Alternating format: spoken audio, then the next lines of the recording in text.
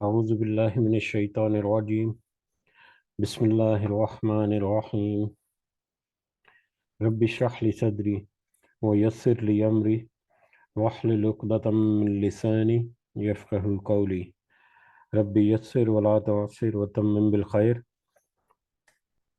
اللهم لا سهل إلا ما جعلته سهلا وأنت تجعل الحزن إذا شئت سهلا. اللهم انفعنا بما علمتنا وعلمنا ما ينفعنا وزدنا علما. آمين يا رب العالمين.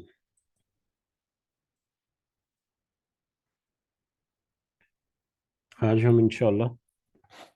اللہ کے خاص فضل و کرم سے اور اس کی خاص رحمت اور توفیق سے ہم سورۃ المؤمنون کی آیت نمبر 66 نمبر آیت سے آنورڈ کچھ سمجھنے کی، کچھ جاننے کی کوشش کریں گے۔ سب سے پہلے ہم اسی کے حمد اور اسی کا شکر اور اسی کی تعریف کرتے ہیں جس نے ہمیں اس قابل کیا، جس نے ہمیں یہ وقت اور مہلت دی، جس نے ہمیں یہ وسائل مہیا کیے، جس نے ہمیں یہ ہمارے دلوں میں یہ ڈالا کہ ہم اس کے بابرکت کلام کو سمجھنے کی کوشش کرتے ہیں۔ اللہ تعالیٰ سے دعا ہے کہ اس میں ہمیں استقامت نصیب فرمائے۔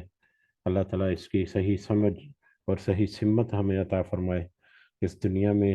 اس کا فائدہ کے ساتھ ساتھ آخرت میں اللہ تعالیٰ ہمیں کامیابی اور فلاح عطا فرمائے۔ آمین یا رب العالمین۔ تو اس سے پہلے ہم نے کچھ آیات جو ہم نے اپنی آخری مجلس میں پڑھی تھی، اس کا ترجمہ ایک دفعہ دیکھتے ہیں۔ اور ہمیں یہ یاد ہے کہ یہ سورہ مبارکہ جو ہے، اس کی پہلی آیات جو ہیں اس میں اللہ تعالیٰ کی طرف سے ایک مومن جو ہے اس کو فلاح یاب ہونے کے لیے کیا اس کو کرنا ہے اس کا ذکر، اور اس کے بعد زیادہ تر جو کلام ہے وہ مشرکین مکہ کے ساتھ ہے، ان کے رویے اور ان کے عقیدے جو ہیں،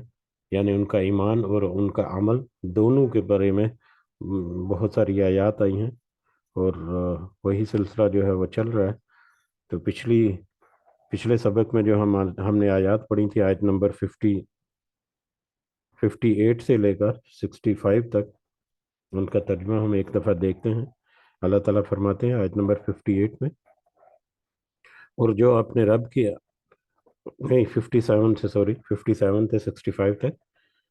تو 57 نمبر، یقیناً جو لوگ اپنے رب کی ہیبت سے ڈرتے ہیں اور جو اپنے رب کی آیتوں پر ایمان رکھتے ہیں اور جو اپنے رب کے ساتھ کسی کو شریک نہیں کرتے، اور جو لوگ دیتے ہیں، جو کچھ دیتے ہیں اور ان کے دل کپاتے ہیں کہ وہ اپنے رب کی طرف لوٹنے والے ہیں، یہی ہیں جو جلدی جلدی بھلائیاں حاصل کر رہے ہیں، اور یہی ہیں جو ان کی طرف دوڑ جانے والے ہیں۔ اور پھر آیت نمبر 62 سے، ہم کسی نفس کو اس کی طاقت سے زیادہ تکلیف نہیں دیتے، اور ہمارے پاس ایسی کتاب ہے جو حق کے ساتھ بولتی ہے، اور ان کے اوپر کچھ بھی ظلم نہ کیا جائے گا، بلکہ ان کے دل اس کی طرف سے غافل ہیں، اور ان کے لیے اس کے سوا بھی بہت سارے اعمال ہیں جنہیں وہ کرنے والے ہیں، یہاں تک کہ جب ہم نے ان کے آسودہ حال لوگوں کو عذاب میں پکڑ لیا تو وہ بلبلانے اٹھے۔ آج مت بلبلاؤ، یقیناً تم ہمارے مقابلے پر مدد نہ کیے جاؤ گے، میری آیتیں تو تمہارے، جی، آج مت بلبلاؤ، یقیناً تم میرے مقابلے میں مدد نہ کیے جاؤ گے۔ یہ آیت نمبر 65 تھی۔ آگے بڑھنے سے پہلے ہم صرف یاد دہانی کے لیے جو موضوع چل رہا ہے وہ آیت نمبر 62 سے ایک موضوع شروع ہوا تھا، جس میں اللہ تعالیٰ نے کہا کہ ہم کسی نفس کو یا کسی جان کو اس کی طاقت یا اس کو جو ہم نے وسائل اور اس کو جو رزق یا جو اس کو نعمتیں دی ہیں، جو اس کو سہولیات میسر کی ہیں، صرف اسی کے مطابق اس کو تکلیف دیتے ہیں یا اسی کے مطابق اس کو آزماتے ہیں یا اسی کے مطابق اس کے ساتھ حساب کتاب ہوگا، اور اس سے زیادہ اس کے اوپر تکلیف جو ہے وہ نہیں ڈالی جائے گی، اور یہی انصاف کا تقاضا ہے، اور ان کے ساتھ کوئی ظلم نہیں ہوگا۔ اور اس کے بعد جو امپورٹنٹ بات جہاں پر کہ آیت نمبر 64 میں، کہ جب ان آسودہ حال لوگوں کو عذاب میں پکڑ لیا تو وہ بلبلانے لگے۔ قیامت کے دن جب آسودہ حال لوگ، اور آسودہ حال لوگ وہ لوگ जिनको अल्लाह ताला ने नेमतें दी। और आसूदगी जो है हमने जिक्र किया था कि ये सिर्फ माल और दौलत नहीं बल्कि आसूदगी जो है वो अल्लाह की दूसरी नेमतों की शक्ल में भी है। सेहत के मामले में भी अल्लाह ताला ने आसूदगी अता फरमाई, किसी को इल्म और हिकमत के मामले में, किसी को इज्जत और शोहरत देकर दूसरों के ऊपर उसकी पर्सनालिटी अल्लाह ताला ने ऐसी डेवलप कर दी कि वो दूसरों के ऊपर असरअंदाज होता है अपनी बातों के ज़रिए या अपने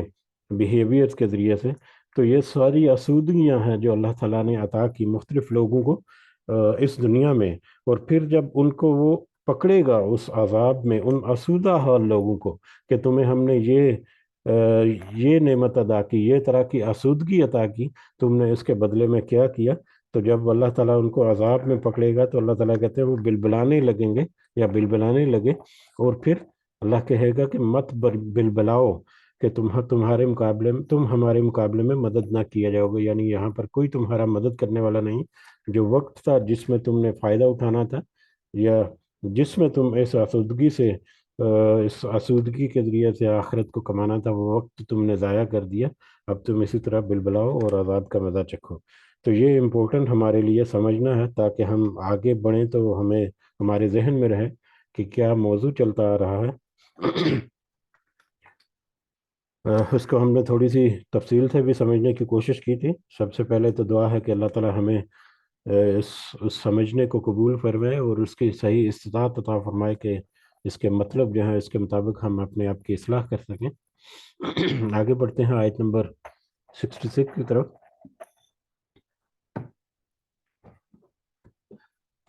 कद कानत आयाती, यकीनन थी मेरी आयतें, तुतला अलैकुम, तुम पर पढ़ी जाती हैं जब तुम दुनिया में थे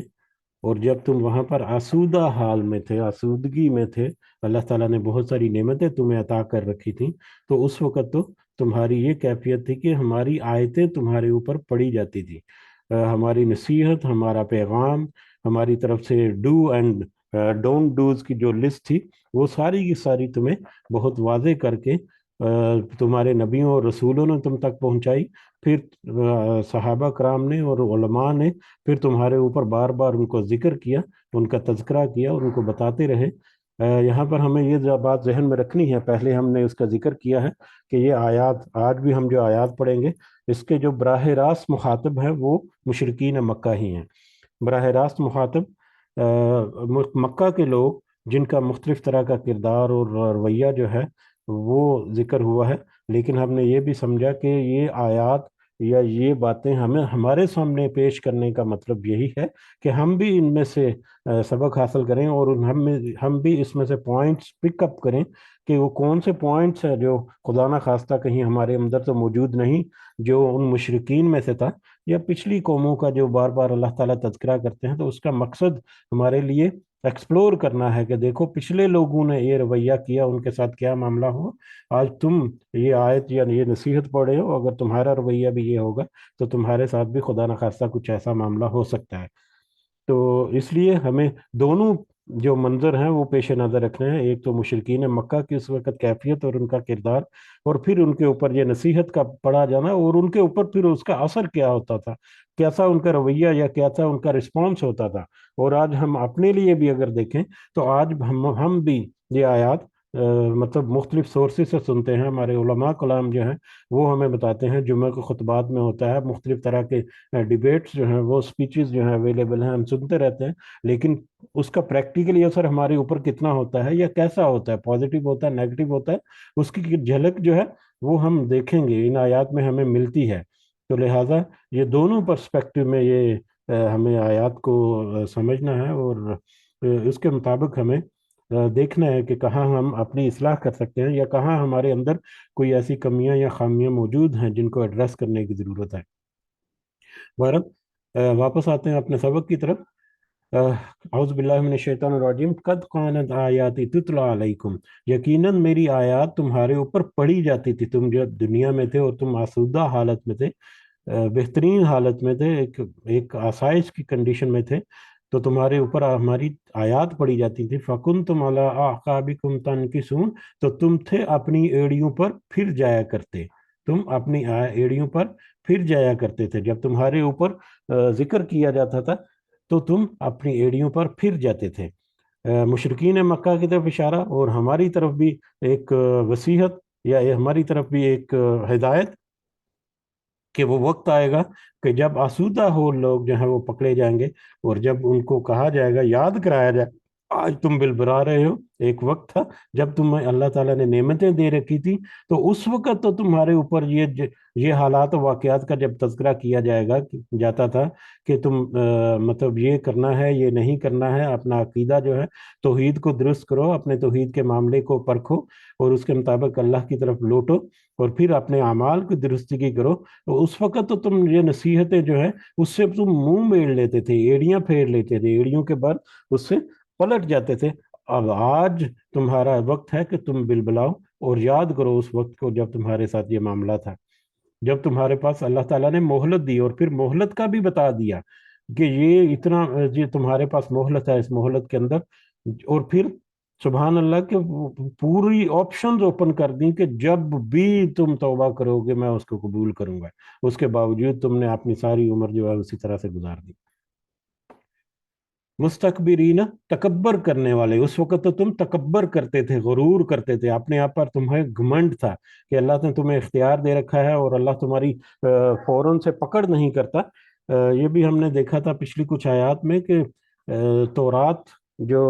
हजरत मूसा अलैहिस्सलाम पर नाजिल हुई, उसके बाद से जिस तरह उससे पहली कौमें जो है वो तबाह बर्बाद हो गई, दुनिया में उनके नामो निशान को मिटा दिया गया, तौरात के नाज़िल होने के बाद उस तरह से तबाह बर्बाद नहीं हुई कौमें, लेकिन मुख्तलिफ तरह से दूसरी तरह से अजाब आते रहे कि उनके ऊपर आजमाइश रही, उनके ऊपर सख्ती रही, उनके ऊपर मुख्तलिफ तरह के जो अजाब जो है वो मुसल्लत की गई, सजाएं मुसल्लत की गई। तो यहाँ पर यह है कि तकब्बर करने वाले थे, तुम्हें ये लगता है कि तुम अगर किसी मुसीबत में घिरते हो या ये करते हो, आगे हम देखेंगे उसको, लेकिन उसके बावजूद तुम तकब्बर करते थे, तुम अपनी मनमानी करते थे, तुम अल्लाह के रास्ते को ठुकराते थे, तकब्बर करने वाले थे। बिही, इस पर, सामिरन तहजुरून, अफसाना अफसाना गोई करते हुए तुम बेहूदगी करते थे इस कुरान के बारे में, इन आयात के बारे में जो तुम्हारे ऊपर पड़ी जाती थी। तो तुम उस वक्त अफसाना गोई करते हुए बेहुदा गुफ्तगू करते थे, या उसके बारे में बेहुदगी करते थे, बेहुदा गोई करते थे। इसमें ये अफसाना गोई या किस्सा गोई, ये इम्पोर्टेंट है हमारे समझने के लिए, आज के दौर के हिसाब से भी और उस वक़्त के मुशरिकीन मक्का के दौर के हिसाब से भी। वो मुशरिकीन मक्का या उस वक़्त हालात, उस वक़्त जो माहौल था उस वक्त, उसमें उसमें अफसाना गोई या किस्सा गोई जो है, ये एक बहुत ही बड़ा प्रोफेशन था, ये बहुत ही एक वांटेड प्रोफेशन था, किस्सा गोई। लोग जो हैं प्रोफेशनल किस्म के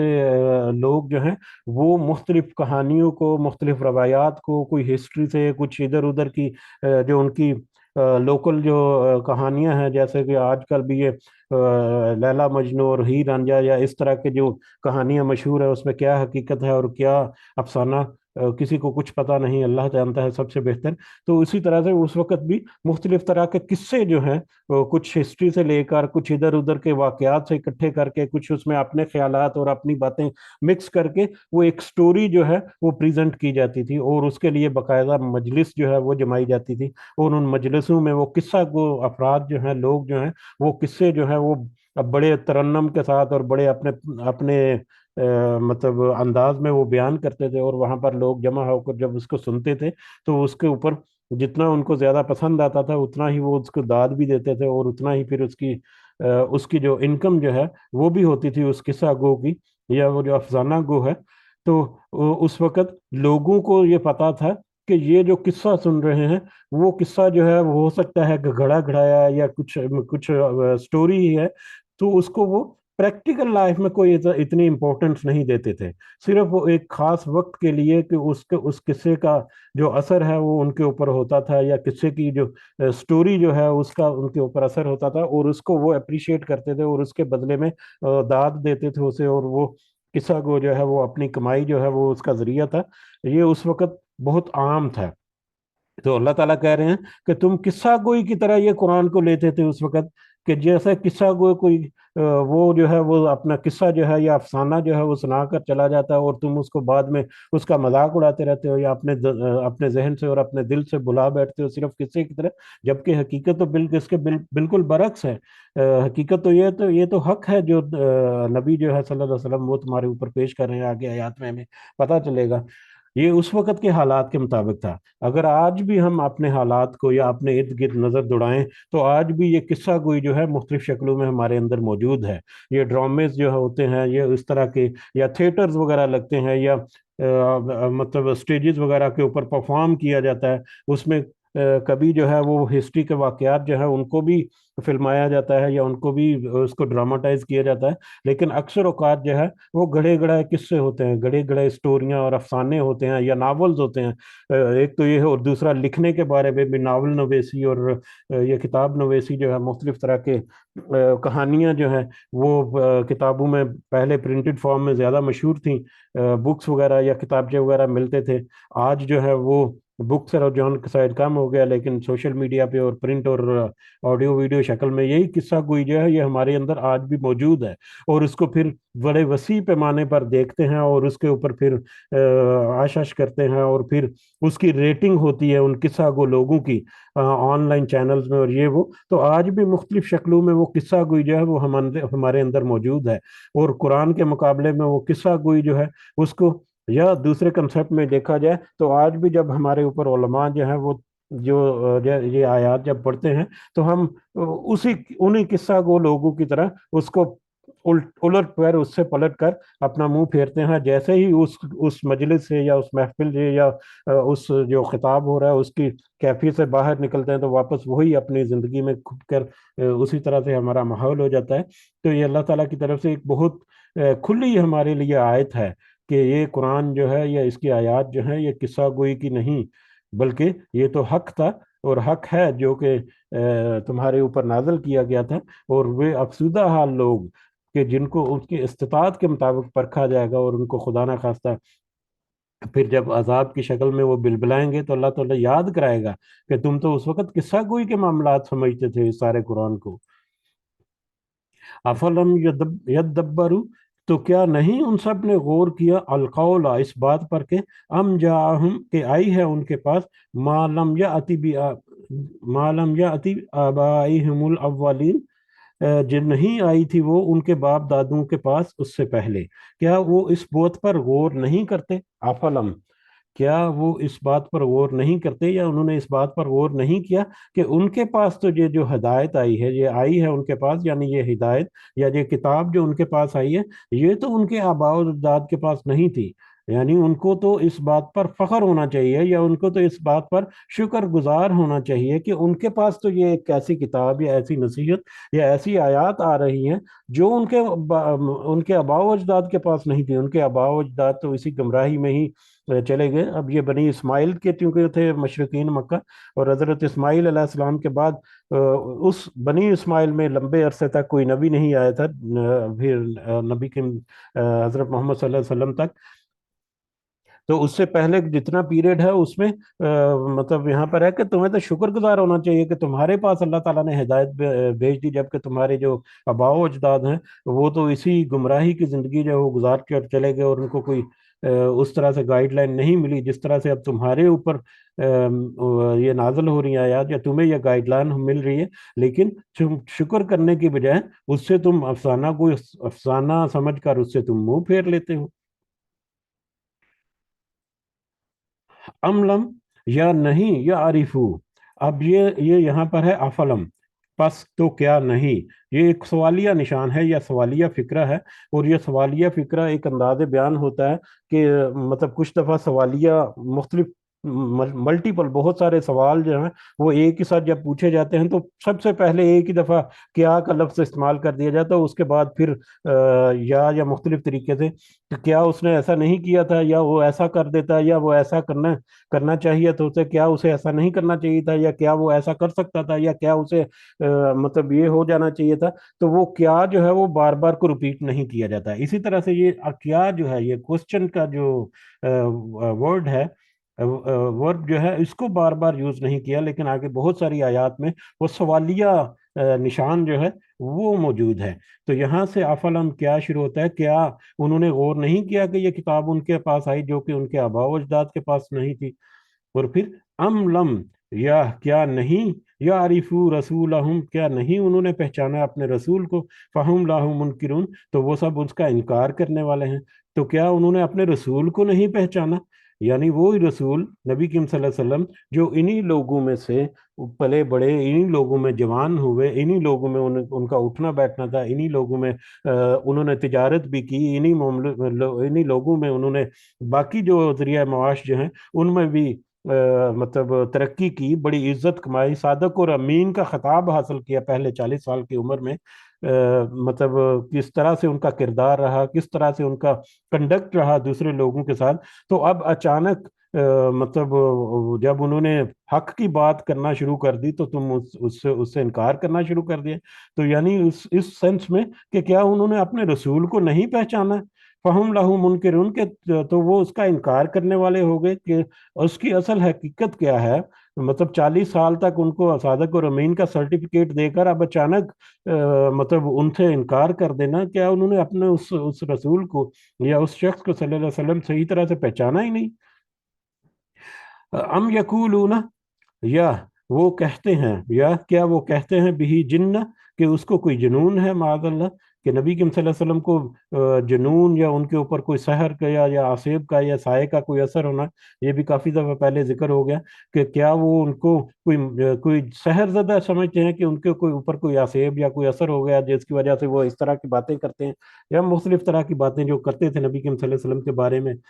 بل جاہم، بلکہ حقیقت تو یہ ہے کہ جاہم، کہ وہ آیا ہے ان کے پاس، یعنی نبی کریم صلی اللہ علیہ وسلم تو ان کے پاس لے کر آئے ہیں، بالحق، کی حق کے ساتھ۔ یہاں پر حق جو ہے وہ نصیحت بھی ہے، اور قرآن مجید، نصیحت اور قرآن مجید کا بھی ہو سکتا ہے اور دین کا بھی ہو سکتا ہے۔ دین اسلام جو ہے یہ تو حق ہے، حق کا دین یا حق کی نصیحت یا حق کا قرآن یا حق کی جو نصیحت ہے وہ تمہارے پاس لے کر آئے ہیں۔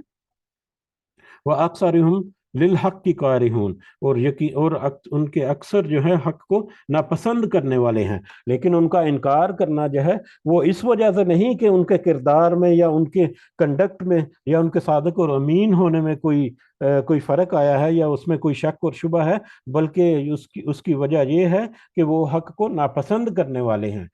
حق کو ناپسند کرنے والے یعنی یہ حق جو ہے یا یہ دین یا یہ قرآن، یہ آیات جو ہے یہ ان کو توحید کی طرف بلاتی ہیں، تو وہ توحید کو قبول نہیں کرنا چاہتے، وہ اپنے معبودوں کو، اپنے باطل معبود جو ہیں ان کو چھوڑنا نہیں چاہتے۔ اس وجہ سے وہ اس کو ناپسند کرتے ہیں، اس وجہ سے وہ اس سے ایڑیوں کے بل پھرتے ہیں۔ یہ وجہ ہے کہ وہ اس حق کو پہچاننے سے انکار کرتے ہیں یا اس حق کو قبول کرنے سے انکار کرتے ہیں، کہ بس ان کو توحید کا معاملہ جو ہے وہ نہیں، وہ کھٹکتا ہے۔ یہی وجہ ہے کہ وہ توحید کے معاملے میں کمپرومائز کرنے کے لیے بہت دفعہ اپروچ کرتے تھے نبی کریم صلی اللہ علیہ وسلم کو۔ وَلَئِن اتَّبَعَ الْحَقُّ، اور اگر پیروی کرے حق، احواءہم، ان کی خواہشات کی، اگر حق جو ہے وہی حق، یہ قرآن کی آیات یا دین جو ہے ان کی خواہشات کی پیروی کرے یا ان کی خواہشات کے تابع ہو جائے، لفسدت السماوات، یقیناً بگڑ جائیں آسمان، والارض، اور زمین، ومن فیہن، اور جو کچھ ان میں ہے، یعنی آسمانوں اور زمین کے درمیان جو کچھ ہے یہ سارا کچھ بگڑ جائے، اس کائنات میں سارا کچھ بگڑ جائے اگر حق جو ہے وہ ان کی خواہشات کی پیروی کرے۔ اور ان کی خواہشات کیا تھی؟ حق کے بارے میں جو انکار کیوں کرتے تھے، اس کی ریزن جیسے ابھی کہ توحید کو نہیں مانتے تھے، توحید پر وہ کمپرومائز کرنے کے لیے کچھ مطلب ہر وقت کوئی نہ کوئی آپشن جو ہے وہ دیتے رہتے تھے کہ آپ اس سال آپ ہمارے معبودوں کی عبادت کر لیں، اگلے سال ہم آپ کے اللہ کی عبادت کر لیں گے، یا ٹھیک ہے آپ اپنے اللہ کا پرچار کرتے رہیں لیکن یہ ہمارے معبود جو ہیں یا ہمارے بت اور جو بھی ہے ان کو کچھ نہ کہیں یا ان کا کچھ حصہ جو ہے وہ بھی رہنے دیں۔ تو اس طرح کے معاملات، تو اللہ تعالیٰ کہہ رہے ہیں کہ اگر ان کی خواہشات کی پیروی کرے حق، یعنی دین اسلام یا یہ آیات جو ہیں یہ اگر ان کی خواہشات کی تابع ہو جائیں، تو اس کا مطلب ہے کہ ملٹیپل معبود یا ایک سے زیادہ معبود جو ہیں یا ایک سے زیادہ خدا جو ہیں ان کا اقرار کرنا پڑے گا۔ اور اگر ایسا ہو جائے تو پھر یقیناً یہ آسمانوں اور زمین اور جو کچھ اس میں ہے، یعنی یہ پوری کائنات کا پورا نظام جو ہے وہ درہم برہم ہو جائے۔ یہ پورا نظام کائنات جو ہے کس طرح سے بیلنس طریقے سے، کس طرح سے ایک پلان طریقے سے اس کو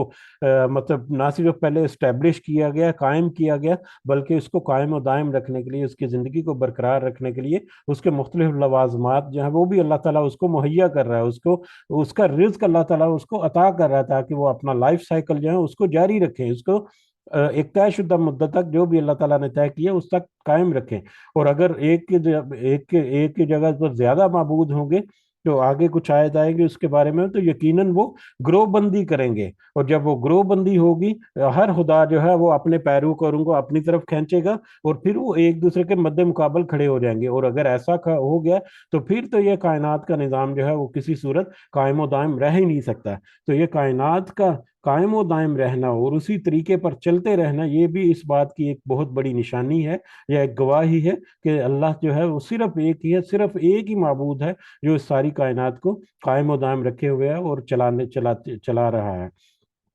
تو اگر تو ان کی خواہشات کو سنا جائے تو پھر تو یہ نظام میں کائنات جو ہے یہ آنن فانن بگڑ جائے، تباہ ہو جائے، اس میں فساد برپا ہو جائے۔ بل آتیناہم عطیناہم، بلکہ ہم لائے ہیں ان کے پاس، بذکرہم، ان کی نصیحت، بلکہ حقیقت یہ ہے کہ ہم تو ان کے پاس ان کی نصیحت لے کر آئے ہیں، فہم عن ذکرہم معرضون، تو وہ اپنی نصیحت سے منہ موڑنے والے ہیں۔ حقیقت یہ ہے کہ ہم تو ان کے لیے نصیحت یا آیات جو ہیں یا ان کے لیے ہدایت جو ہیں وہ لے کر آئے ہیں کہ اس ہدایت کے مطابق تم اپنی اصلاح کرو، تو لیکن وہ اس سے انکار کرنے والے ہیں، وہ اس سے منہ پھیرتے ہیں، وہ اس کا سیدھا سیدھا اعراض کرتے ہیں اس سے۔ ام، یا، یہ پھر وہی کیا کوشچن مارک یہاں پر آ گیا، یا کیا تسألہم، آپ سوال کرتے ہیں ان سے، خرجن، کسی اجرت کا، یا کیا آپ ان سے کسی اجرت کا سوال کرتے ہیں؟ کیا نبی کریم صلی اللہ علیہ وسلم نے ان سے کوئی اجرت طلب کی ہے اس نصیحت کے عوض، یا اس آیت کی یا قرآن کی جو آیات نازل ہو رہی ہیں وہ جب ان کے اوپر ذکر کرتے ہیں، تلاوت کرتے ہیں، ان کو اس نصیحت کی طرف بلاتے ہیں، تو اس کے بدلے میں کیا وہ اجرت طلب کرتے ہیں ان سے؟ اگر تو اجرت طلب کرنے کا معاملہ ہوتا تو مطلب اس سے پہلے انہوں نے جب صادق اور امین کا ٹائٹل حاصل کیا تو انہوں نے ایک ایک ایک ایک ایسی زندگی گزاری جو کامیاب ترین زندگی تھی تجارت کے معاملے میں بھی، اور دوسری سروسز کیا، یعنی کچھ بکری وغیرہ چلانے کا جو ہے وہ کام بھی کچھ کیا انہوں نے، اور اس میں بھی ان کو بڑی اپریسیشن یا نفع حاصل ہوا۔ تو اگر تو ان کو نفع حاصل کرنا تھا تو ان کے پاس جو پہلے انہوں نے ایک لیول اچیو کر لیا تھا، یہ ایک کامیابی جو اچیو کی تھی ان معاملات میں، رزق کے معاملات میں یا اجرت کے معاملات میں، تو وہ ان کے پاس بہت زیادہ ہو سکتا تھا۔ تو اس نصیحت کو پیش کرنے کے بدلے میں کیا وہ آپ سے اجرت طلب کرتے ہیں؟ وہ ان سے یہ سوال ہے، اور اس کا جواب جو ہے وہ یقیناً نہیں، کیونکہ کوئی دنیا کا نفع یا کوئی دنیا کی اجرت نبی کریم صلی اللہ علیہ وسلم نے طلب نہیں کی اور نہ ہی کرتے تھے۔ تو پس اگر ایسا نہیں ہے تو فخراج ربک خیر، تو یہ یاد رکھو کہ اجرت تیرے رب کی بہتر ہے، وہ اجرت جو تیرا رب دے، چاہے اس دنیا میں تمہیں خوش ہو کر مطلب کوئی انعامات سے نوازے، یا خاص کر آخرت کی جو اجرت اللہ تعالیٰ کی طرف سے ہے وہ تو بہترین اجرت ہے تیرے رب کی طرف سے۔ اب یہ دنیا کی نصیحت جو تمہارے پاس آ رہی ہے اس کی اجرت تو در حقیقت آخرت کی اجرت ہے جو تیرے رب کے پاس ہے، اور وہ بہترین اجرت ہے، وہ خیر الرازقین، اور وہ بہترین رزق دینے والوں میں سے، اور وہ رزق دینے والوں میں بہترین ہے۔ وَإِنَّكَ لَتَدْعُوهُمْ، اور بلا شبہ آپ یقیناً بلاتے ہیں انہیں، اِلَىٰ صِرَاطٍ مستقیم، ایک سیدھا رستے کی طرف، بلا شبہ وہ انہیں یعنی اپنی قوم کو ایک سیدھے رستے کی طرف بلاتے ہیں، صراط مستقیم کی طرف بلاتے ہیں۔ اور سیدھا رستہ یا صراط مستقیم، یہ ہم نے پہلے بھی ایک دفعہ ذکر کیا تھا کہ جب تک کوئی منزل پیش نظر نہ ہو یا کوئی منزل ذہن میں نہ ہو، آپ ایک رستے کے اوپر کنسسٹنسی سے چل نہیں سکتے۔ جب تک ایک منزل طے شدہ نہ ہو جس کی طرف آپ کو سفر کرنا ہے، آپ کسی ایک رستے کے اوپر چل نہیں سکتے۔ اور صراط مستقیم پر چلنے کا مطلب یہ ہے کہ ایک منزل اپنی نظر میں رکھی ہوئی ہے جو کہ آخرت کی منزل ہے، جو آخرت میں جنت کو حاصل کرنے کی منزل ہے، ٹھیک ہے، جو اس منزل کی طرف منزل کو اپنے فوکس کرتے ہوئے ہمیشہ اپنے ذہن میں رکھتے ہوئے چلے گا تو یقیناً وہ اپنے راستے ایک سیدھے راستے پر چلتا رہے گا. لیکن اگر کسی کے سامنے منزل ہی نہیں تو وہ پھر بھٹکتا رہے گا. ہم نے ایک دفعہ مثال پیش کی تھی ایک ڈرائیور کی کہ ایک ڈرائیور جب اپنے گھر سے یا اپنے کام سے یا جہاں سے بھی نکلتا ہے تو اس کے سامنے ایک طے شدہ منزل ہوتی ہے کہ مجھے فلاں لوکیشن پر جانا ہے. پھر وہ اس لوکیشن کو ہمیشہ اپنے مائنڈ میں رکھتا ہے. پھر اس کے مطابق جو راستہ اس منزل کی طرف جاتا ہے اسی راستے کو وہ جاری و ساری رکھتا ہے. وہ ادھر ادھر نہیں دیکھتا کیونکہ اگر وہ اپنی منزل کو بھول جائے یا اپنے راستے کو چھوڑ دے تو وہ اس منزل تک نہیں پہنچ سکتا. تو اسی طرح سے یہ صراط مستقیم جو ہے یہ تو در حقیقت ایک ایسا راستہ ہے جو ایک ایسی منزل کی طرف لے کر جاتی ہے جہاں پر اللہ تعالیٰ کہہ رہا ہے کہ بہترین رزق اللہ تعالیٰ عطا کرنے والا ہے. لیکن جو اس منزل کو چھوڑ دیتا ہے بھول جاتا ہے وہ صراط مستقیم کو دراصل چھوڑ دیتا ہے. وہ ادھر ادھر بھٹکتا رہتا ہے. اور بلا شبہ آپ اس صراط مستقیم سیدھے راستے کی طرف بلاتے ہیں کہ یہ راستہ ہے جس پر اگر تم چلتے رہو گے تو تم اس بہترین منزل کی طرف پہنچ جاؤ گے. وَإِنَّ الَّذِينَ لَا يُؤْمِنُونَ بِالْآخِرَةِ اور بے شک جو نہیں ایمان رکھتے آخرت پر. وہی بات آ گئی کہ بے شک جو آخرت پر ایمان نہیں رکھتے جن کو اس منزل کا یقین ہی نہیں یا جو منزل جس کو وہ اپنے ذہن میں رکھتے ہی نہیں آخرت کی منزل جو ہے انسرات تھی لناکبون تو وہ اپنے راستے سے انحراف کرنے والے ہیں. تو وہ اپنے راستے سے بھٹکتے رہتے ہیں. جن کے فوکس پوائنٹ میں یا جن کے ذہن میں ہمیشہ آخرت کی منزل کو پانا ہی نہیں وہ تو اس دنیا میں بھٹکتے رہتے ہیں اپنے دنیا کے راستوں میں بھٹکتے رہتے ہیں. جبکہ حقیقت یہ ہے کہ جو اپنی منزل کو فوکس رکھ کر اس پر چلتا رہے گا تو دنیا میں بقدر ضرورت وہ اپنے فائدے لیتا ہے لیکن بالآخر وہ اس منزل تک پہنچ ہی جاتا ہے. وَلَوْ رَحِمْنَاهُمْ اور اگر رحم کریں ہم ان پر وَكَشَفْنَا اور ہم دور کریں مَا بِهِمْ جو ان کو مِنْ ضُرٍ کوئی تکلیف اگر ہم ان پر رحم کریں اور ان سے اگر کوئی تکلیف کو ہم دور کر دیں لَلَجُّوا فِي طُغْيَانِهِمْ يَعْمَهُونَ تو وہ اپنی سرکشی میں بھٹکتے ہیں. وہ ضرور اصرار کریں اپنی سرکشی میں وہ سب بھٹکتے ہیں. اگر ہم ان کے اوپر رحم کریں یعنی ان کو ہم آسودگی دیں ان کو ہم کھلا رزق دیں ان کو ہم کھلی شہرت اور عزت اور مال و دولت دیں اور ہم ان سے ان کی تکلیفوں کو دور کر دیں تو پھر وہ اپنی سرکشی میں بھٹکتے رہتے ہیں. پھر بھی وہ اپنی سرکشی میں بھٹکتے رہتے ہیں. یہ پہلے ایک آیت پڑھی تھی جس میں تھا کہ اللہ تعالیٰ کہتے ہیں کہ کیا وہ یہ سمجھتے ہیں غالباً پچھلی یا اس سے ایک مجلس پہلے ہی کہ کیا یہ لوگ جو ہیں کیا یہ لوگ سمجھتے ہیں کہ ہم نے ان کو یہ مال اولاد اور یہ جو نفع دے رکھا ہے کیا یہ ان کے لیے ہے بلکہ یہ تو سمجھتے ہی نہیں. یعنی مشرکین کا ایک جو عقیدہ رہا ہے کہ اللہ تعالیٰ جو ہے وہ ہر چیز پر قادر ہے. اگر ہم بتوں کی پوجا کرتے ہیں اور ہمیں رزق ملتا ہے یا ہمیں یہ مال و دولت سارا مل رہا ہے اور ہمیں اولاد کی نعمت سے بھی اللہ تعالیٰ نواز رہا ہے تو اس کا مطلب ہے کہ اللہ تعالیٰ ہم سے خوش ہے. اللہ تعالیٰ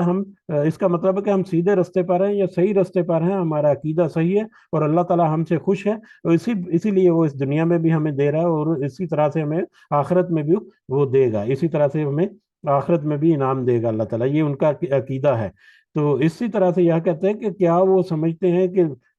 کہ ہم نے ان پر رحم کیا اور ان کے اوپر مال و دولت جو ہے وہ نچاور کیا اور ان کو دنیا کی آسائش کی اور ان سے تکلیفوں کو جب دور کیا تو پھر اس کے نتیجے میں وہ اپنی گمراہی میں اور زیادہ بڑھتے ہیں اپنی سرکشی میں وہ اور زیادہ بھٹکتے رہتے ہیں. وہ اس چیز کا احساس نہیں کرتے کہ یہ اللہ تعالیٰ کی طرف سے رحمتیں ہیں لیکن اس کے بدلے میں ہمیں ان رحمتوں کو کس طرح سے استعمال کرنا ہے یا اس کا شکر کس طرح سے ادا کرنا ہے توحید کو اپنا کر یا اس کی عبادت کر کے اور اس کے احکامات کو مان کر ہمیں اس کا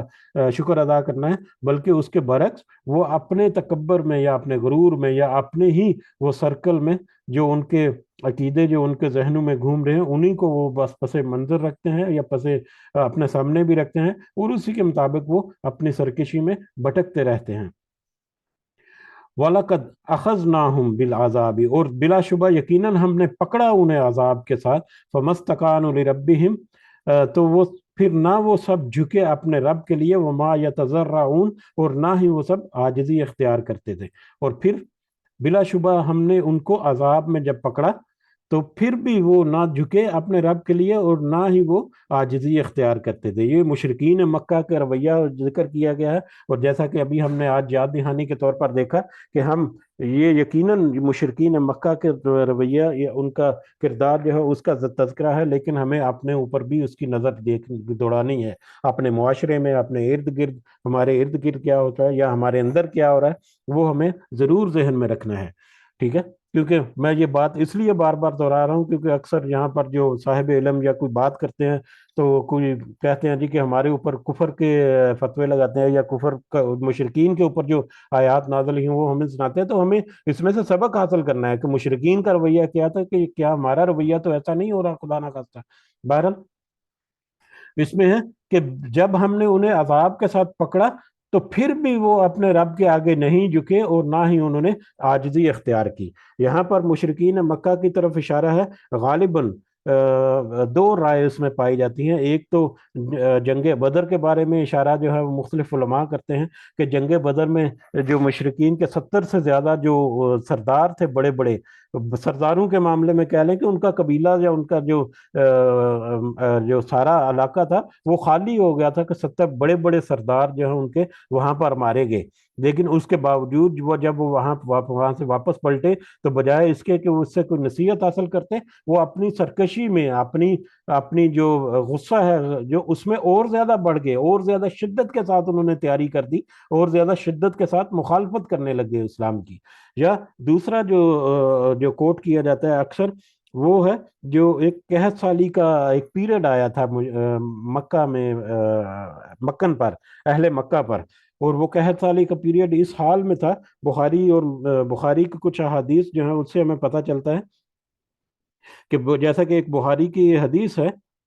کہ نبی کریم صلی اللہ علیہ وسلم نے دعا کی تھی یا بد دعا کی تھی مشرکین کے لیے کہ اے اللہ، جس طرح حضرت یوسف کے زمانے میں 7 سال قحط رہا،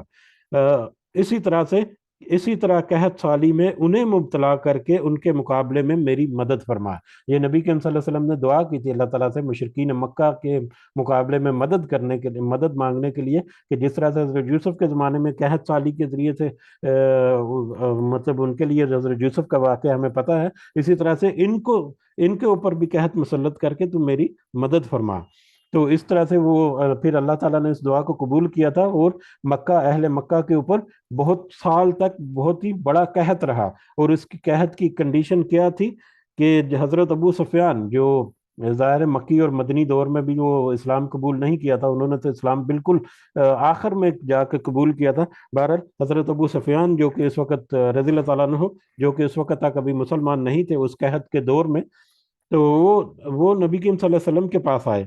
اور انہیں، یعنی نبی کریم صلی اللہ علیہ وسلم کا اللہ اور رشتہ داری کا واسطہ دے کر کہا کہ اب تو ہم جانوروں کی کھالیں اور خون تک کھانے پر مجبور ہو گئے ہیں. یعنی ہمارے اوپر قحط کی اس قدر بری حالت ہے کہ ہم جانوروں کی کھالیں اور خون کھانے پر مجبور ہو گئے ہیں. یعنی آپ سے دعا کی گزارش کی کہ آپ دعا کریں کہ یہ قحط جو ہے یہ ہم سے دور ہو جائے. حضرت ابو سفیان جو کہ اس وقت تک اسلام کی مخالفت کرنے والے تھے، یعنی مشرکین جو ہے ان کو بھی اعتقادی طور پر پتا تھا کہ نبی کریم صلی اللہ علیہ وسلم جو ہے وہ ٹھیک کہہ رہے ہیں، ان کی نصیحت، ان کا پیغام، ان کا جو دین ہے یہ سب حقیقت ہے، لیکن وہ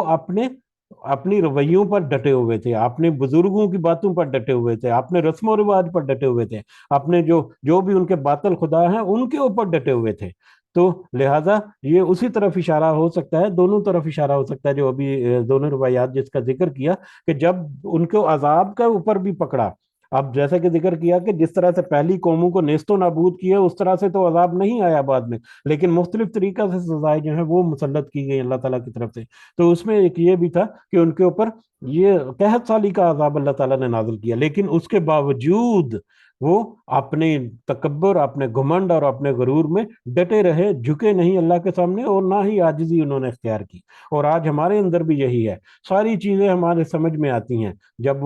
سمجھایا جاتا ہے معاملات کو تو ساری چیز سمجھ لگتی ہے، وہ ایگری کرتے ہیں کہ ہاں ہم مانتے ہیں، لیکن اب لیکن کے آگے ان کی اپنی سٹوری شروع ہو جاتی ہے کہ معاشرے میں یہ ایسا کرنا ہے، ہمیں اپنے کاروبار کو بھی رکھنا ہے، ہمیں دوسروں کے ساتھ تعلقات جو ہیں اس کو بھی استوار رکھنا ہے، ہمیں یہ بھی کرنا ہے، ہمیں وہ بھی کرنا ہے، دنیا کیا کہے گی، دنیا میں تھوڑا مقام بھی رکھنا ہے، اور یہ اور وہ، یعنی اللہ کی ساری باتوں کو پسے پش ڈال کر دنیا کے معاملات میں وہ آگے جو ہیں وہ اٹکتے رہتے ہیں، اور انڈائریکٹلی اور ڈائریکٹلی وہی بات کہ اس کے باوجود وہ جھکتے نہیں ہیں، اگر وہ نہیں جھکتے اور ان کے اوپر کوئی عذاب یا کوئی مصیبت آ جاتی ہے تو پھر وہ کیوں گلے شکوے کرتے ہیں کہ ہمارے اوپر یہ گلے شکوے مطلب یہ مصیبت آ گئی ہے، اور جب وہ گلے شکوے کرتے ہیں تو اس وقت وہ جب ان کے اوپر عذاب آتا ہے تو وہ گلے شکوے شروع کر دیتے ہیں۔ بہرحال یہ ایک اشارتاً بات تھی جو میرے ذہن میں تھی، جو میں نے کر دی، مشرکین مکہ کی طرف اشارہ ہے، لیکن ہمیں بھی اس میں نصیحت ضرور ملتی ہے۔ حتی اذا فتحنا، یہاں تک کہ جب ہم نے کھولا، علیہم بابن، ان پہ اوپر دروازہ، ذا عذاب، عذاب کا، یہاں تک کہ جب ہم نے ان کے اوپر عذاب کا دروازہ کھولا، وہ کون سا عذاب؟ شدید، سخت عذاب کا، یعنی یہاں تک کہ جب ان کی مہلت ختم کر دی گئی۔ یہ دنیا کے عذاب کے بارے میں بھی ہو سکتا ہے، لیکن آخرت کا عذاب جو ہے وہ زیادہ گمان کر سکتے ہیں کہ یہاں تک کہ جب ان کو مہلت ان کی ختم ہو گئی اور ان کے اوپر سخت عذاب کا دروازہ کھول دیے گئے، یعنی اسی مطلب گمراہی میں بھٹکتے رہے یہاں تک کہ ان کی مہلت ختم ہو گئی، اور ان کے اوپر جب سخت عذاب کا دروازہ کھول دیا جاتا ہے یا کھول دیا گیا، اذا ہم فیہ، تو اچانک وہ سب اس میں مبلسون، نا امید ہو گئے، اچانک وہ اس میں نا امید ہو گئے۔ وہی دنیا کے اعتبار سے اگر دیکھیں تو اللہ تعالیٰ نے ساری نصیحت ہدایت جو ہے وہ سامنے رکھی، لیکن اس کے باوجود اپنی ہٹ درمی پر وہ ڈٹے رہے، اپنی ہی کہ ہمیں یہ کرنا ہے، ہمیں وہ کرنا ہے، دنیا کیا کہے گی، یا مشرکین مکہ کے اس عذاب کی طرف اشارہ کرتے ہوئے۔ لیکن جب ان کے اس رویے کی وجہ سے ان کے اوپر جب ہم نے عذاب کا دروازہ کھولا تو وہ نا امید ہو گئے، یعنی حضرت ابو سفیان کے بارے میں جو ابھی ذکر ہوا، تو وہ نا امید ہو کر ہی آئے تھے نبی کریم صلی اللہ علیہ وسلم، اپنے بتوں سے یا اپنے معاملات سے یا اپنے جو بھی رویے تھے اس سے نا امید ہو کر ہی وہ نبی کریم صلی اللہ علیہ وسلم کے پاس آئے تھے کہ دیکھیں اب ہمارے لیے دعا کریں، ہماری تو حالت یہ ہو گئی ہے۔ اور یا آخرت کے عذاب کے بارے میں بھی ہو سکتا ہے کہ دنیا میں تو اس طرح سے وہ بھٹکتے رہے اور گمراہی میں، سرکشی میں، سارا کچھ پتہ ہونے کے باوجود، لیکن جب ان کی مہلت ختم ہو گئی، موت ان کے اوپر آ گئی، اور عذاب کا دروازہ جب ان کے اوپر، سخت عذاب کا دروازہ کھل گیا، تو اس کے وہ پھر اچانک مایوس ہو گئے، نا امید ہو گئے، کہ اس وقت وہ مایوس ہوں گے، اس وقت ان کو کوئی امید نظر نہیں آ رہی ہوگی کہ اب ہمارا کوئی پرسان حال ہوگا یا ہماری کوئی مدد ملے گا، کیونکہ ان کے سامنے سارا ان کا پس منظر جو ہے وہ سارا کچھ ان کے سامنے آ چکا ہوگا۔ تو اسی طرح سے آج ہمارے لیے بھی اس میں یقیناً ایک نصیحت ہے کہ اگر ہم آج اپنے ان رویوں پر ڈٹے رہیں اور اپنی اصلاح نہ کریں تو خدا نہ خواستہ، خدا نہ خواستہ، خدا نہ خواستہ اگر کوئی اس طرح کا معاملہ آ جائے تو پھر کوئی مدد نہیں کرنے والا، پھر وہ عذاب کا دروازہ، سخت عذاب کا دروازہ خدا نہ خواستہ کھل جائے تو پھر اللہ تعالیٰ جو ہے ہمیں اس سے محفوظ رکھے، اور ہمیں اس دنیا میں ہی نصیحت جو ہے اس کو پہچاننے کی اللہ تعالیٰ ہمیں ہمت و توفیق دے، اور ہمیں یہ ہمت و توفیق دے اور ہمیں اس قابل بنائے کہ ہم اس دنیا میں ہی اپنی مہلت کے اندر اندر اپنی اصلاح کر سکیں، اپنے نامہ اعمال میں کم از کم ہم اتنا بیلنس جو ہے وہ ضرور ٹاپ اپ کر سکیں اس دنیا میں رہتے ہوئے کہ آخرت میں ہم پہلے ہی بیچ میں کامیاب لوگوں میں شمار ہو جائیں۔ آمین یا رب العالمین، وما علینا الا البلاغ المبین۔ جی یہیں پہ رکتے ہیں، اگر کوئی پوائنٹ ہے یا کچھ اضافہ کرنا چاہ رہے ہیں اب تو کر سکتے ہیں۔ جزاکم اللہ خیرا کثیرا۔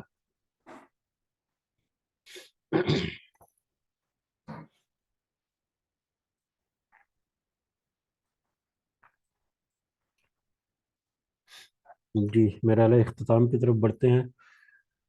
باقی جو مجلس کے ممبرز ہیں ان کو بھی کہیں یاد دہانی کے طور پر، بس اچانک سے چھٹیاں ایسی ہو گئیں، کوئی ارادہ ایسا نہیں تھا، بہرحال اللہ تعالیٰ کی طرف سے کوئی معاملہ تھا۔ اللہ تعالیٰ سے دعا ہے کہ اللہ ہمارے لیے آسانیاں پیدا فرمائے، ہمیں اس مجلس کے ساتھ جڑے رہنے کی توفیق عطا فرمائے، اس میں استقامت نصیب فرمائے، اس میں جو ہم کوشش کرتے ہیں، اپنا وقت لگاتے ہیں، اپنی جو بھی ہم وسائل استعمال کرتے ہیں اس پیغام کو سننے کے لیے، سمجھنے کے لیے، اللہ تعالیٰ سے دعا ہے کہ سب سے پہلے اس کوشش کو قبول و منظور فرمائے، اور اس کے ذریعے سے ہمیں نصیحت اور ہماری جو اصلاح کرنے کے لیے ہمارے ضروری معاملات جو ہیں ان میں ہماری اللہ تعالیٰ خاص آسانیاں عطا فرمائے، اور ہمیں اس قابل کرے کہ ہم نہ صرف خود بلکہ دوسروں کو بھی اس کے ذریعے